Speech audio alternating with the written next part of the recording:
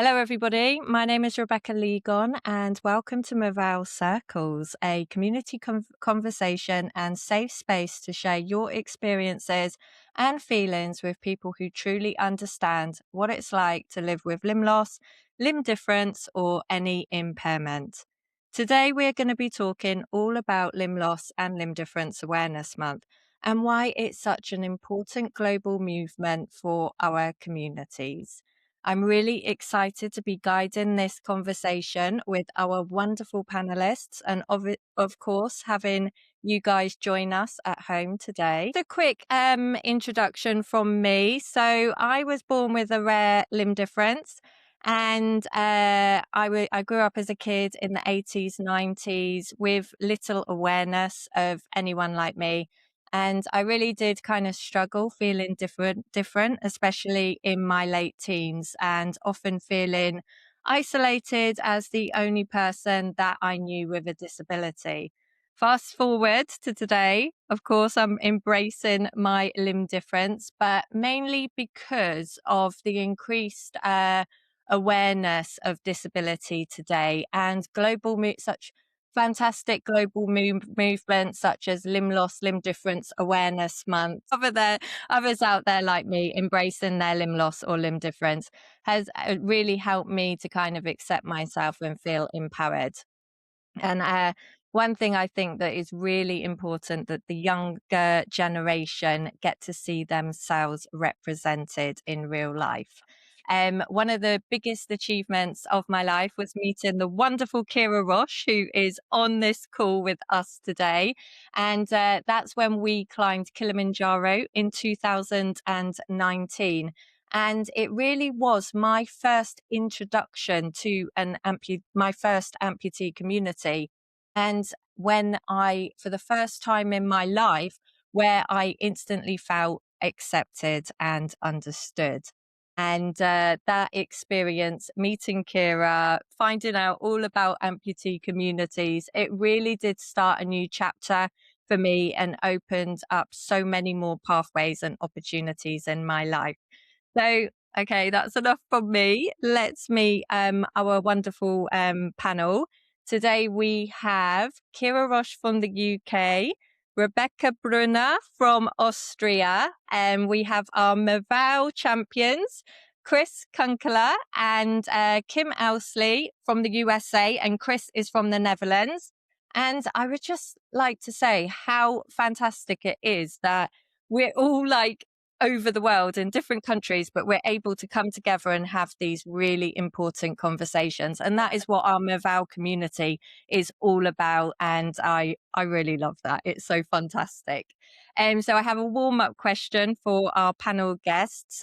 Basically, to introduce yourself, tell us a bit about your story and what Limb Loss, Limb Difference Awareness Month and community means to you personally. And the floor is anybody's who wants to go first. I'm happy to go first.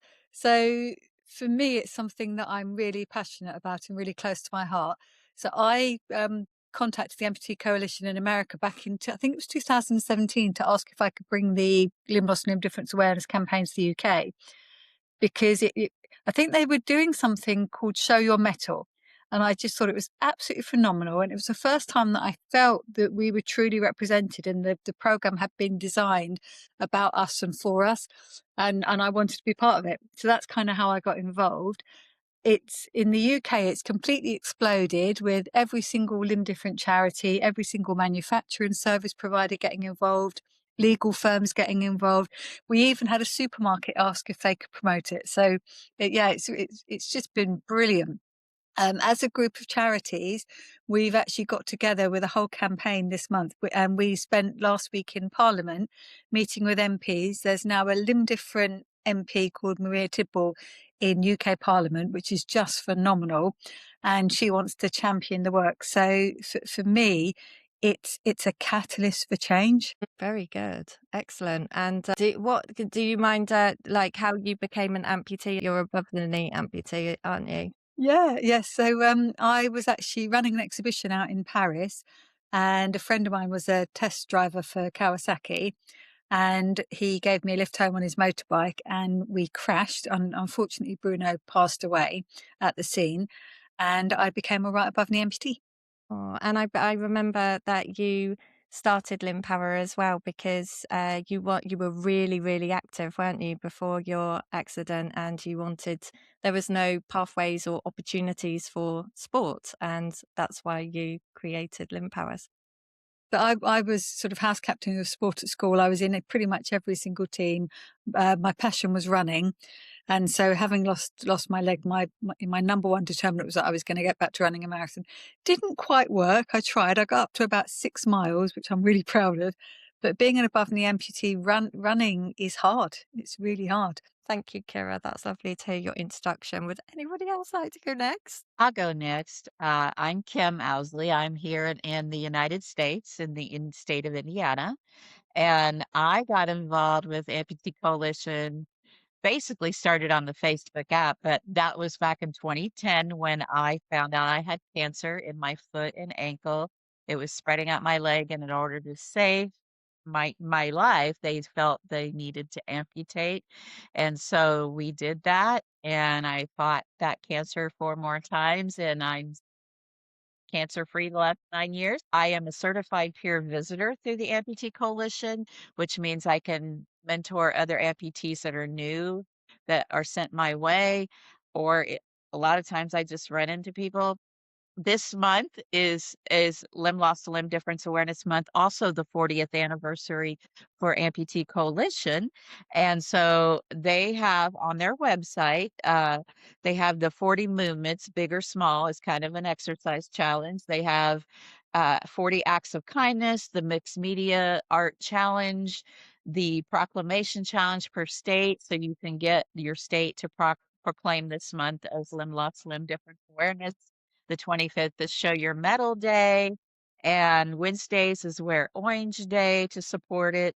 And then you can also sign up online to take the free classes to become a certified peer support visitor. And I belong to a lot a lot of Zoom groups here in the United States, and so I try to gather as much information as I can and share it with everyone else that I know in these groups.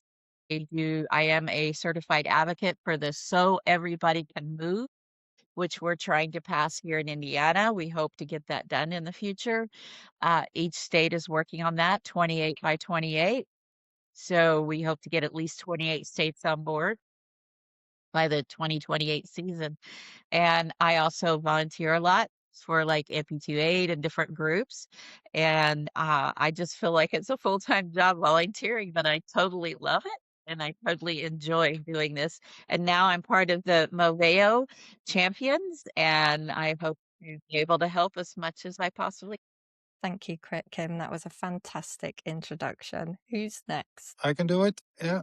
Hi, everybody. I'm Chris. I'm from the Netherlands, as Rebecca mentioned. Compared to most others, I'm a bit of a baby amputee, although I'm not a baby anymore, of course. I was amputated above the knee just 11 months ago.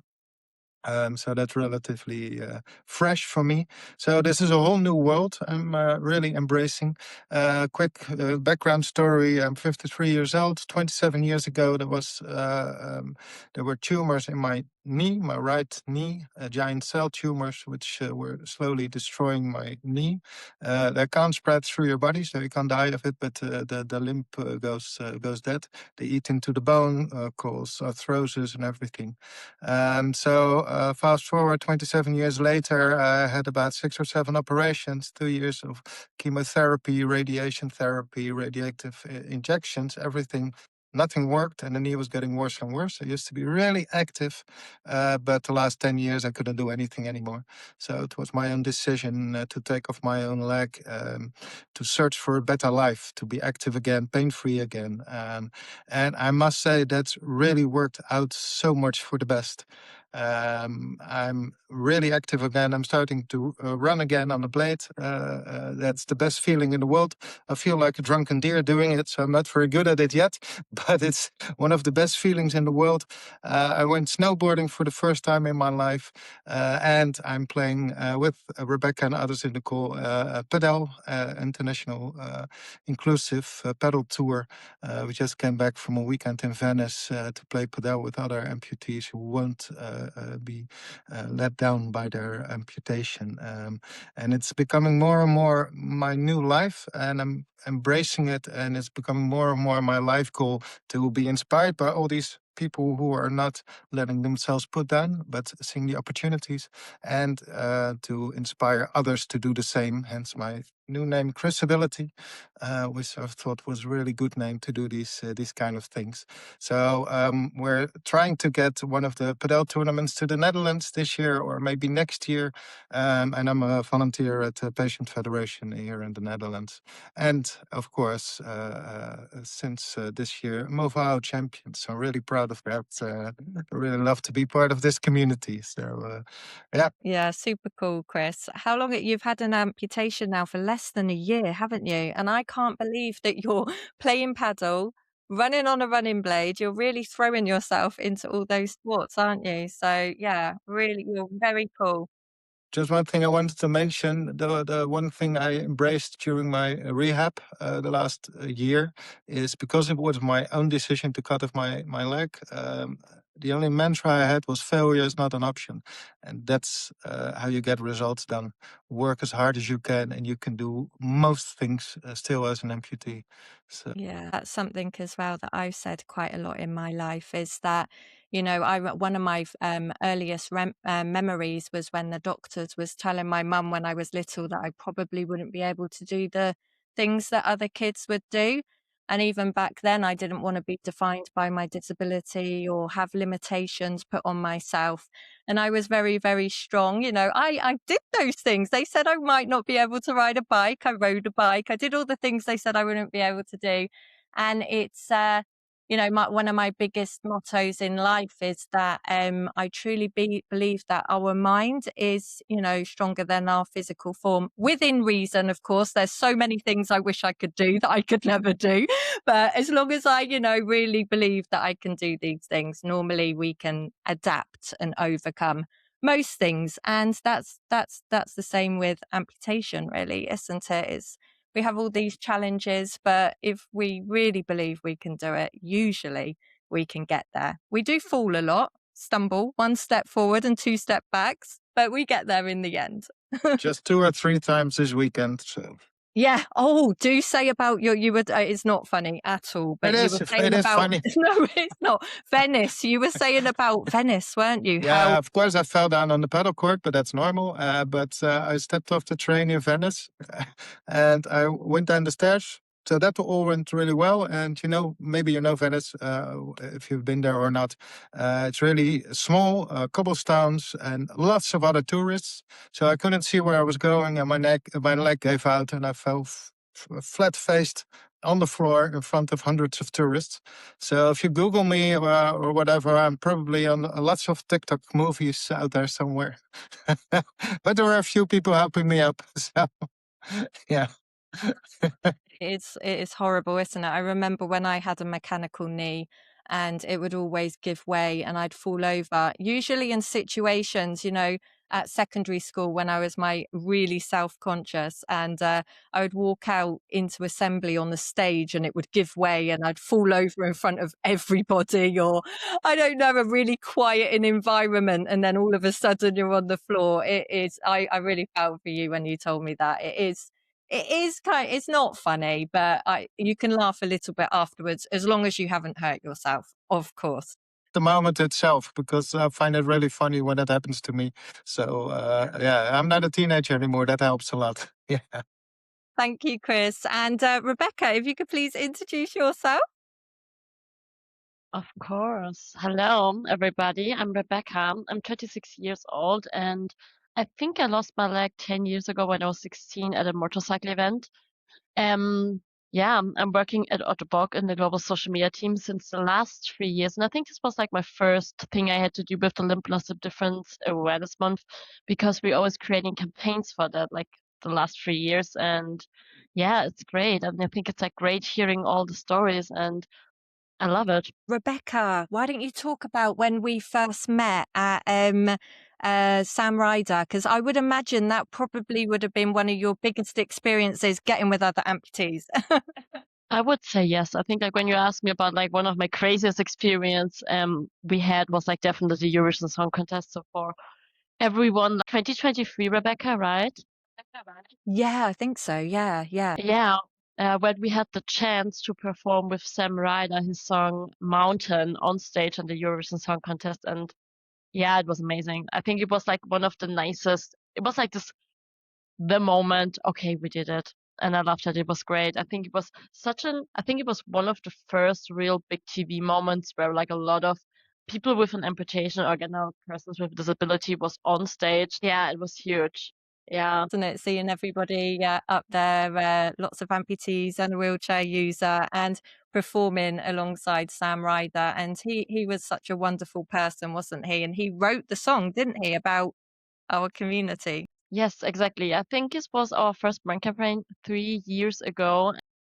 Yeah, we asked Sam to write a song about us, which we could use for the campaign. And then he was like, guys, I want to perform that one on the Eurovision Song Contest. And we would like need someone for like this whole show. And we were like, we're in. Crazy experience, but it was so much fun. And I think it's like one of the most amazing points at working at Ottobock for myself was like just getting to know all of you guys and like all these amazing people and like just to build up this community, because I think it's so important. Because like I can remember like 10 or like especially like in the beginning of my amputation, I didn't have like a good community, like people I can just talk and ask or like asking for tips. And I think it's just like so nice that there are like we are such a big community, and I think we just need to find it. Yeah, absolutely. That's beautiful. So true. And thank you so much for that great introduction, Rebecca.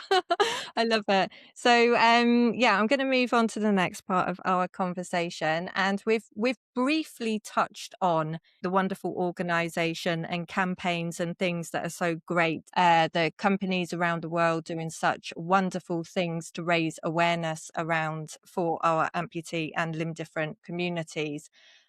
Chris shared a video with me yesterday, and it's of the Bibian Mentel Foundation. And I want to share this with you as it's a beautiful video which really does demonstrate and celebrate inclusion and really does showcase everything which we have just been discussing right now.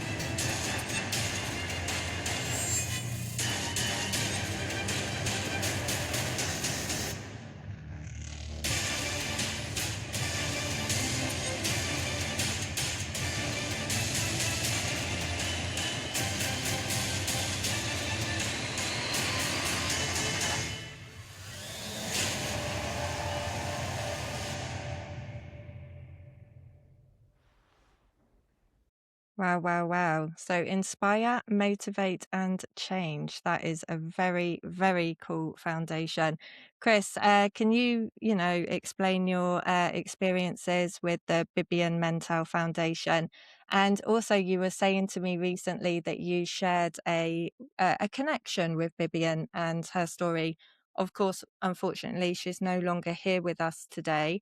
However, how did she personally and her foundation help empower you on your journey? And what impact do organizations like this have on confidence, showcasing adaptive sports and community connection?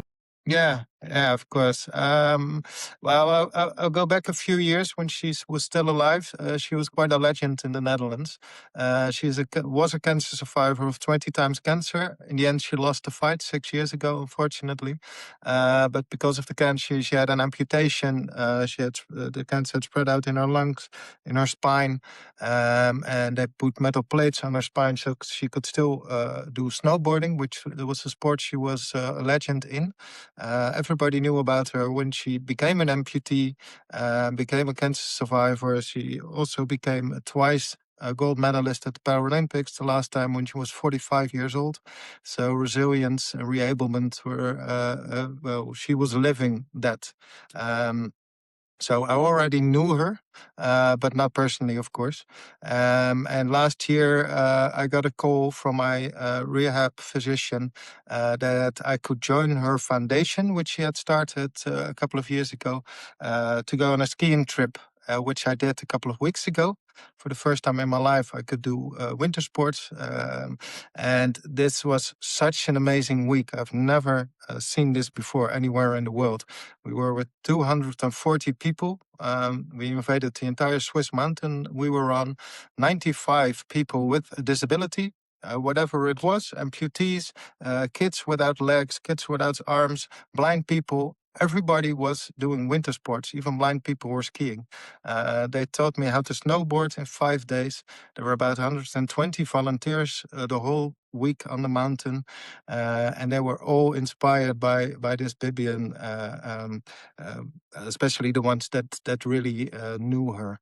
The other thing the foundation is doing at the moment is maybe not directly linked to the Lip Loss Awareness Month, but because of their own program, is that they are campaigning that in the Netherlands everybody has a right at least 3 prosthetics to play sports, to do normal things, everything. So they're campaigning it now with 3 lovely girls who work for them. They're called the Mentality Angels. And I was really inspired, of course, by the week I joined these people, because there were 95 others who weren't let down by whatever their disability was, and everybody could do something, more or less, from small kids to old people with all disabilities. And the thing Bibian and I had in common, that's I think what you were relating to, Rebecca, is that we were both treated for 20 years by orthopedic surgeons who just looked at my knee and not at me as a person. With Bibian, that just looked at the stage of the cancer and nothing else, not her as a person.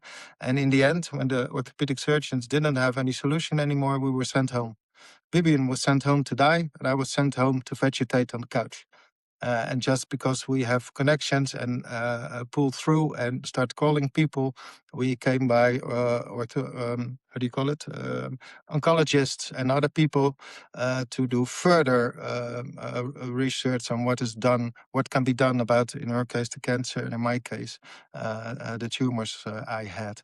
So we share a similar story in that case. There's still a lot of awareness in the population of doctors, orthopedic surgeons, who has to look at, in my case and in Bibian's case, should look further than just the knee or the cancer, and look at persons and what persons want for the quality of life. And that's what they're not doing successfully yet. So that's another thing I'm planning on campaigning about here in the Netherlands, to create more awareness what you want to do with your life as a person, and that there are really a lot of other options to have a good quality of life. In my case, it's an amputation. But the orthopedic surgeons wouldn't want to talk about that, because then they failed in their approach in curing me, but they couldn't cure me, so they sent me home. So in my mind, that goes crazy. And I thought, well, there's another way, maybe amputation, and see what I can do now. So, yeah. Was it you that yourself, so you personally was investigating amputation and you realized that this could be a great solution for you personally then, and then you asked then to have your leg amputated? Yeah. But I had to go to rehabilitation doctors to do it, because they've got the experience with what amputees can do and can't do. And the orthopedic surgeon wouldn't even look at it. Yeah, and your life has really changed. Like, obviously, you were active before your amputation, but it was tough for you, wasn't it? So, how is it now? The last 10 years before my amputation, couldn't do anything anymore. I couldn't walk for 100 meters. So, and in the years before that, I always played tennis at a high level, running, cycling, everything. And now I'm doing the same, almost all the same things again as 10 years ago. I mean, in an adaptive way, of course, but I can do them. Yeah.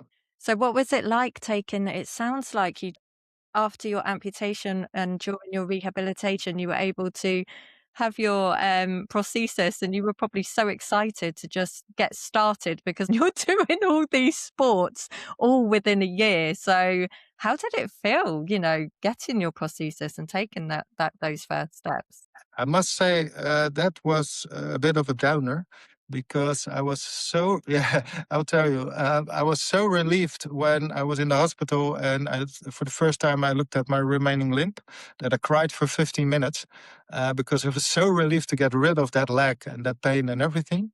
And then the second day after the amputation, I was working on crutches in the hospital and I felt so exhilarated and liberated from that leg, literally and mentally.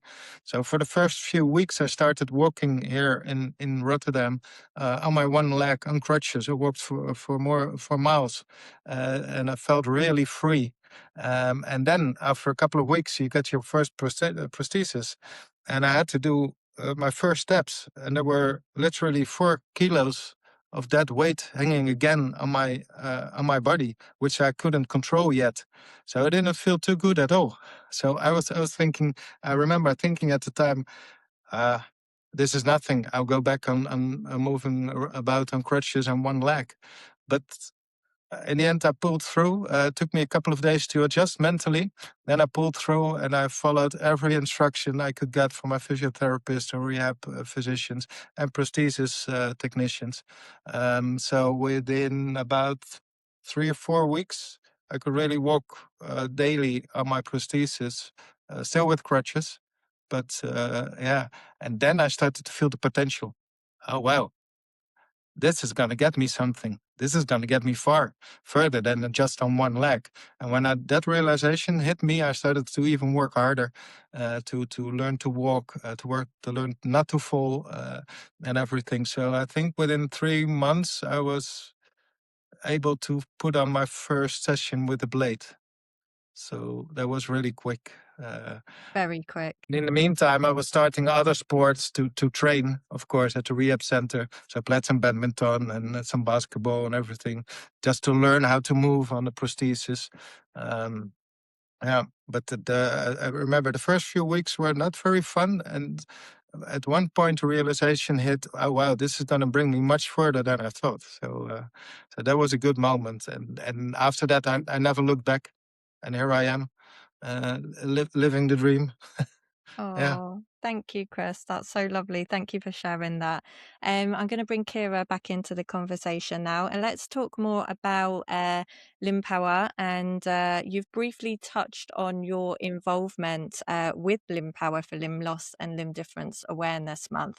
But let's talk about all the amazing work that LimbPower does, that you do to bring in communities and that camaraderie and getting amputees together.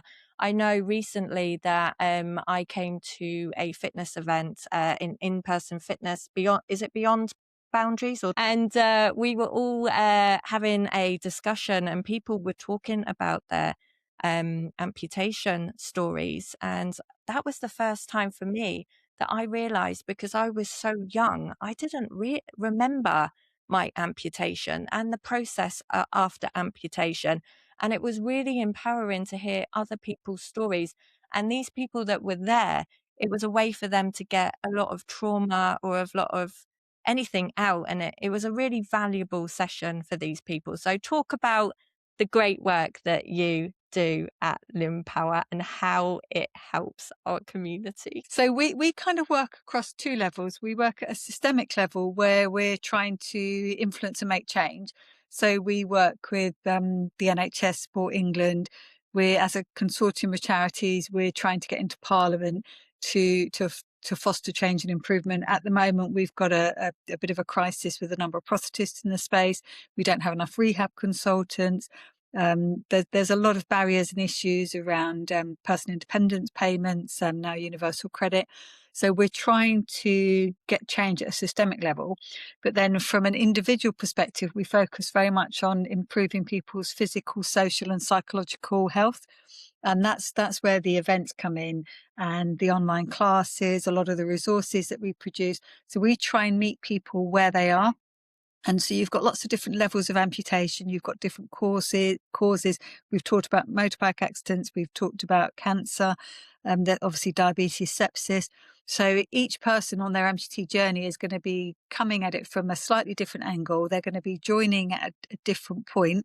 Some people are born with congenital limb difference. Some people have acquired amputation through accidents. And then you've got older people who are losing limbs because of diabetes and sepsis, etc. So we try to create a pathway of activity where people can join and leave at any point.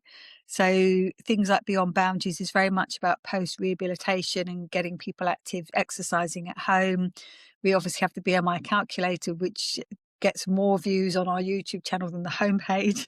I mean, it's crazy. Kiera, please explain what that is, because it's brilliant, what the BMI calculator you have. So we created an amputee-specific BMI calculator to try and support people with weight management. So if I take a step back, we run a program called Revamp, which is a 12-week fitness and nutrition program. Then we have 4 progressive levels, and we have a seating and a standing program. So again, trying to reach people where they're at within their rehabilitation journey.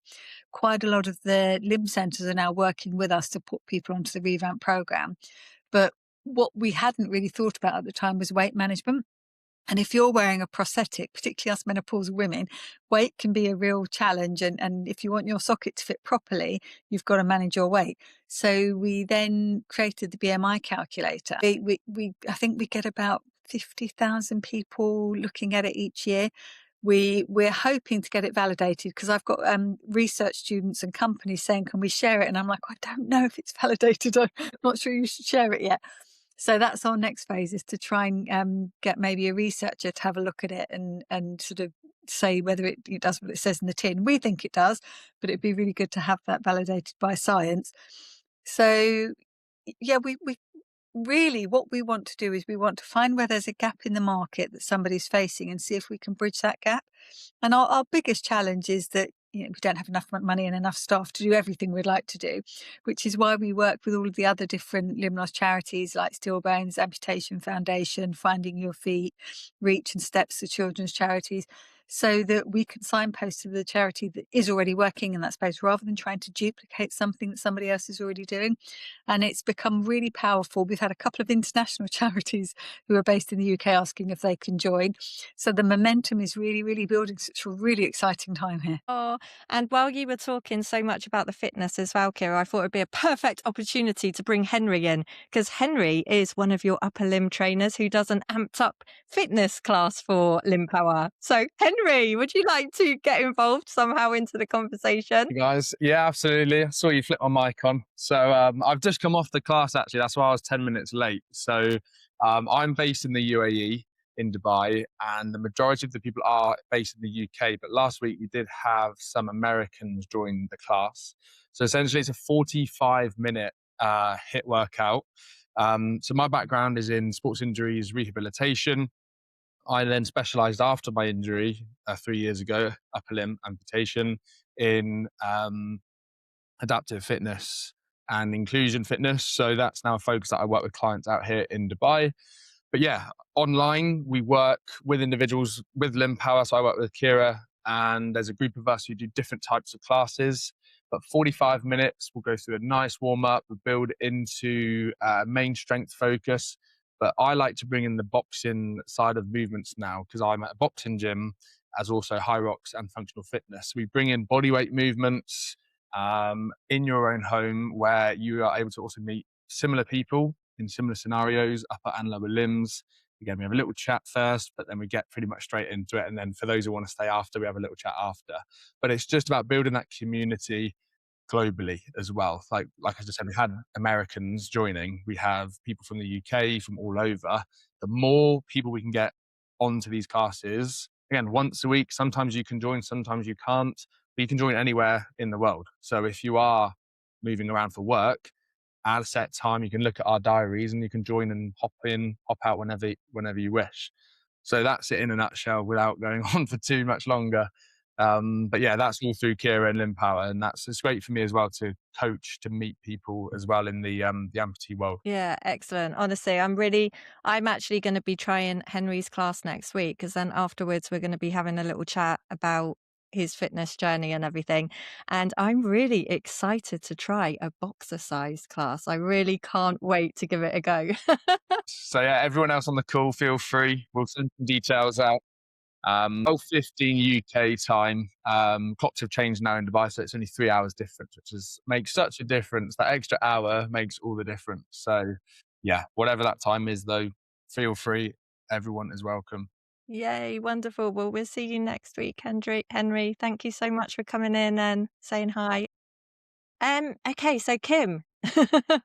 Hi. Yeah, let's talk to you about your involvement in all the amputee communities over in the US. You know, you like to get involved in many things, don't you? You're going to conferences.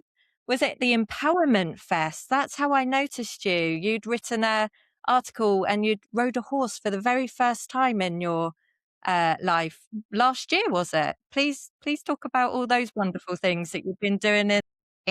Empower Fest is always in September with Hanger Clinic. They're the ones that put it on every year, and I was introduced to that through the online group that I'm in with Leslie Green, and it's trying to encourage amputees to move, to exercise, to try new things, to challenge themselves. And I haven't ridden a horse since I was probably in my 20s, way before I lost my limb. It wasn't like I had a horse. I grew up around them being in a rural area, but I always wanted to ride a horse again as an amputee, and they offered that in Phoenix, Arizona. We had it last year. And so I got on it and I rode it, and now I have found that there is accessible horse riding around in my area because there's so many people that have horses in my county. So I'm enjoying that fully.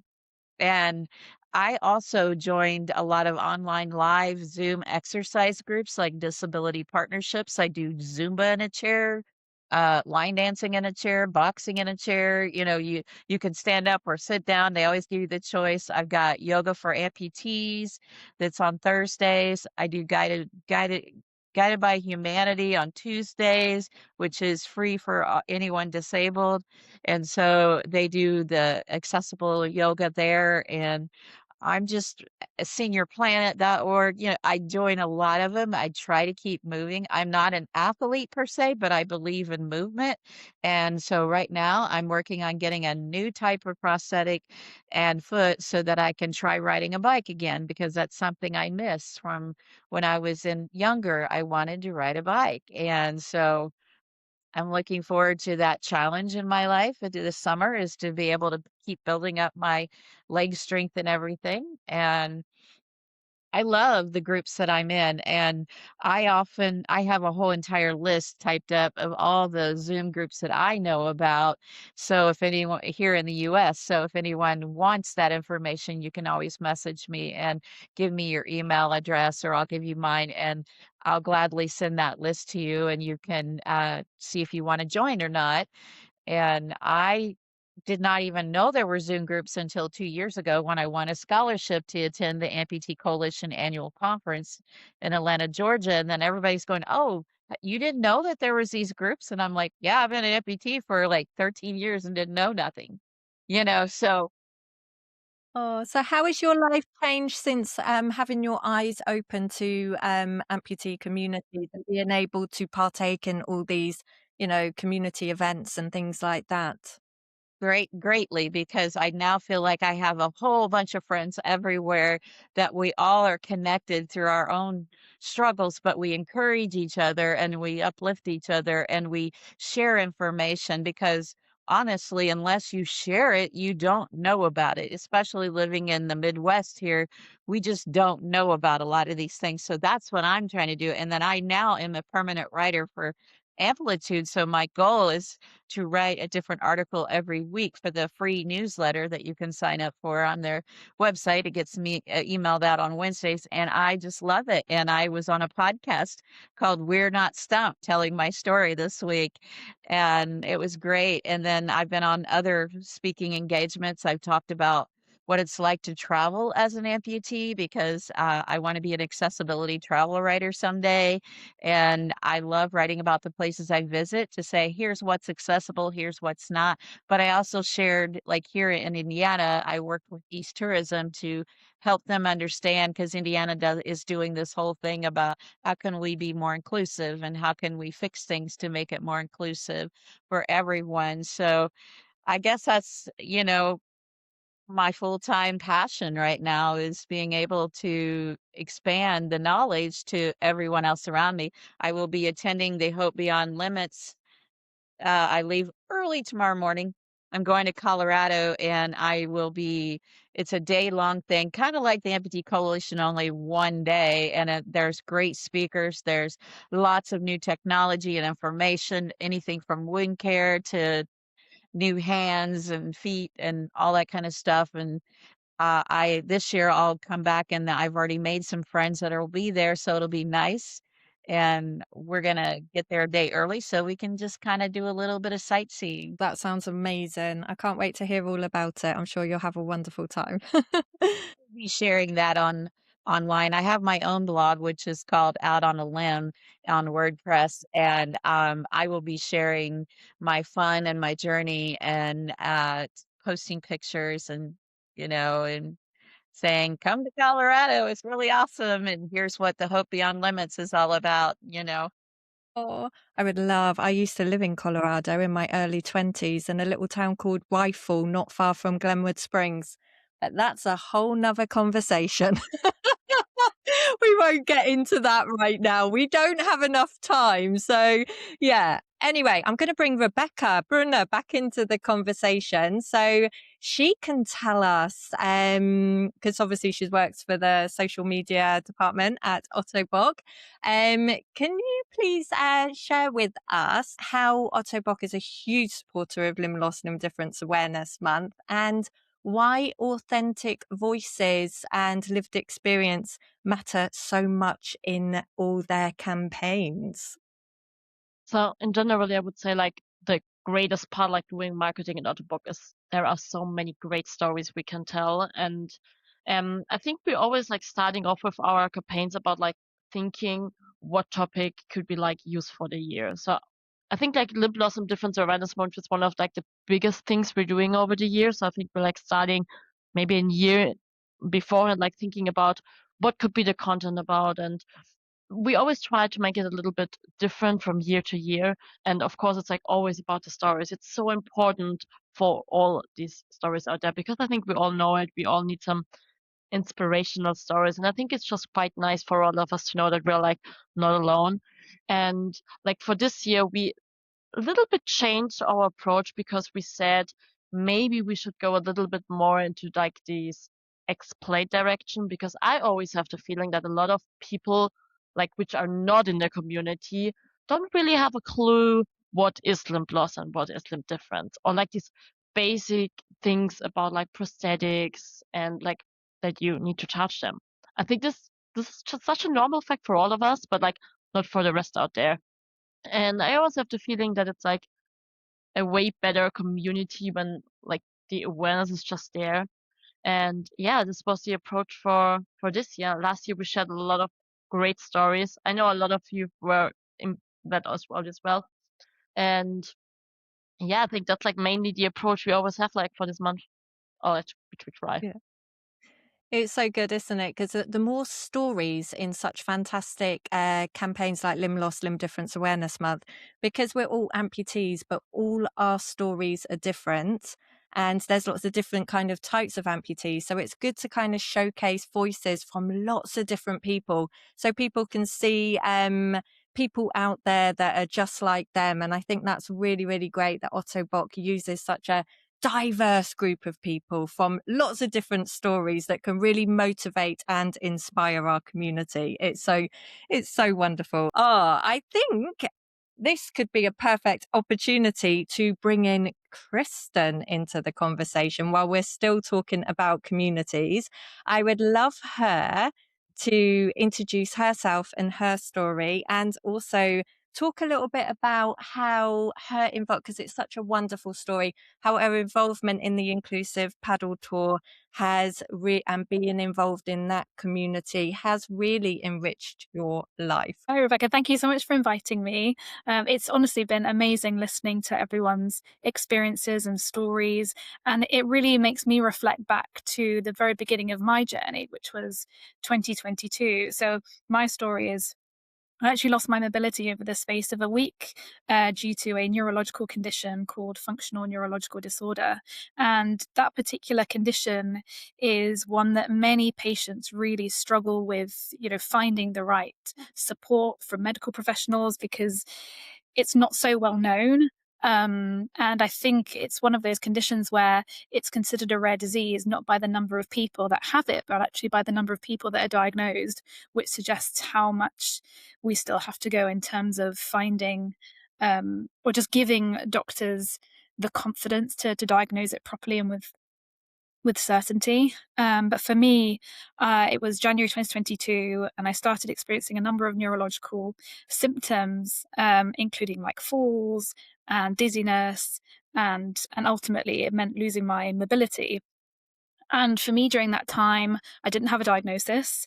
I'd been sent around, so many different healthcare professionals who didn't understand what was causing my condition, because all of the tests that they would do for their particular specialty would come back not showing anything specific, which meant that, by the end of that year, I remember going to my primary care practitioner, my GP in the UK, and they said to me, "You've exhausted our resources. There's nowhere else we can send you." And here I am, a full-time wheelchair user in a mobility aid that isn't the right one for me. I knew nothing about wheelchairs at the time. I didn't even know what the future was going to look like, and I'm sure there are many people on this call that understand the fear that comes along with that, and the grieving process for the life that you used to have, and the uncertainty of the future. And actually, it was through, my own research. And eventually I had to go through private healthcare to find someone who ultimately was able to give me a diagnosis of April of the following year. So it was over a year, really, of that uncertainty. And it was quite a common story, in not just in the UK, but in lots of countries. Similar to what Chris was saying earlier, you get to a point where that your healthcare system's done all they can for you according to the resources that they have, and then you're very much put back into the community and you have to manage yourself. And I didn't know anyone at that time with a disability. I didn't know any wheelchair users, especially people with disability at my age, and I was 26 at the time. And it is something that we struggle with when we're very young, because we need the support from people who are really positive, who are really active, because we don't want to feel limited by disability. We want to carry on working, and we want to contribute to society and go out and take on new opportunities. And unless there are people around there that can inspire you and show you that you can do that from, their personal experience, it's really hard to adjust your mindset to thinking more positively. And so for me, I spent about a year and a half of not doing anything. I wasn't able to drive. I didn't know anything about adaptive vehicles. I couldn't even go to the supermarket by myself because I didn't have the wheelchair skills. I didn't have the right wheelchair to be independent. And I was, completely alone at that time, other than the support of family and friends. But still, those conversations still were quite negative. You're so young, all the things you can't do anymore, it's such a sad situation. And so you do absorb a lot of that negativity. But it was just a chance meeting on a train once with someone that played wheelchair basketball. And he said to me, "Have you ever thought about disability sport?" And at the time, I was with my mum. I think I'd gone to some migraine clinic in London, because that was the only reason I really left my house, was for my medical appointments. And I thought, well, sport is definitely something, A, I don't think I would be able to do. And B, it's not even a priority in my life right now. I'm just trying to get through the day to day. But he really encouraged me and said, it's not just about the sport itself, it's about the community. And so I went to a session. It was the first time I'd left my house other than for hospital appointments. And it was the first time I went into a room and most of the people actually had a disability rather than didn't have a disability. And I'd never been in that environment before. And nobody, was judging me. There was no one asking me, really personal questions or just being nosy about, what my condition was. It was just very welcoming. And for the first time, I really felt relaxed. So yeah, I just absolutely I think in that real instance, I felt here is somewhere where I feel a part of a community, and I'd never felt that before. And I have been going to that basketball team for those training sessions every week since this was January 2024. And then by the July, a new paddle club opened up really close to my house. And so I decided to go and give it a go. I brought my sports wheelchair, which I'm very thankful to have, fortunately donated by my wheelchair basketball team. And the conversation around, access to mobility aids to participate and how people can get access to those, that barrier is probably a conversation for another day. But still, for me, that meant that I could give something a go. And taking part in a sport, having built up the confidence and the strength and the wheelchair skills from the community that I was a part of, was really instrumental to me to do that. And then I joined the Inclusive Paddle Tour, which Chris and Rebecca now are a part of, and we're so grateful to have them. And just a whole amazing group of really inspiring people. And the amazing thing about that is just the positivity of the environment. I mean, everybody there has their own story, but we learn so much from each other. We can talk about experiences and what we've learned, and we can share that knowledge very much like we're doing today. And when I lost my mobility and became disabled for the first time, I didn't even know this community existed. And so for me, I'm such a huge advocate for disability sport, but just disability communities. We're lucky now with social media, there is a bit more easier access to hear from people with lived experience, but still there are so many people like me that don't even know where to look. So, even today's conversation, everything that Rebecca's doing with Movao and Ottobock, it's so instrumental because you are actually finding ways to connect with those people, the people that don't even know or have any of this knowledge, and can actually support them in that process of navigating disability. So thank you for all of that. Thank you so much, Kristen. That was really beautiful. And thank you for sharing your story and your experiences with community and the Inclusive Paddle Tour. And it's been really wonderful getting to know you within the Inclusive Paddle Tour community, and and now joining our Movao community and sharing your experiences will really help others out there as well, and highlighting how important community is. I have because we're almost at an hour, guys, so we're gonna have to wrap this conversation up. I know Chris has said in the chat group that he has a question. Yes, I've got two, but I'll start with one. It's a question for Kiera. I'm just curious. You talked about the BMI indicator, and I was curious if that's an indicator based on a person's body with an amputation, or is it generic? Is it for everybody? Prince. Yeah, so we took a generic one, and then we looked at the different weight and different lengths of whether you're a Symes, below knee, above knee, through elbow, above elbow. And we worked out the calculation so that it would calculate for that. So you could weigh yourself with or without your prosthetic on, and it will calculate the difference so that you would get the same measure of BMI, whether you've got a leg on or not. The second one was to Kim, because I was really curious. You talked about your getting back on a horse with your prosthetic, I presume. Well, it took a couple of guys and a step ladder to get me up and get that leg over the horse.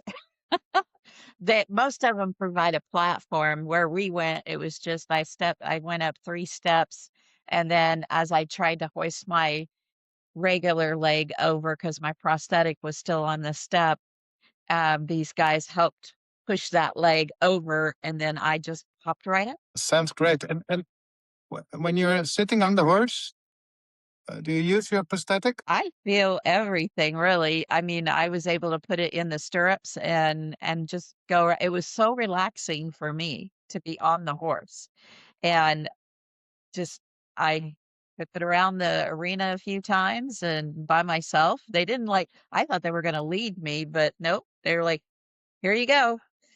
Glad you really, really enjoyed it. So I'm just going to ask everybody, this is my last final question, and it's to everybody really, anybody who wants to get involved. In one sentence, just a sentence back from you, what does community mean to you?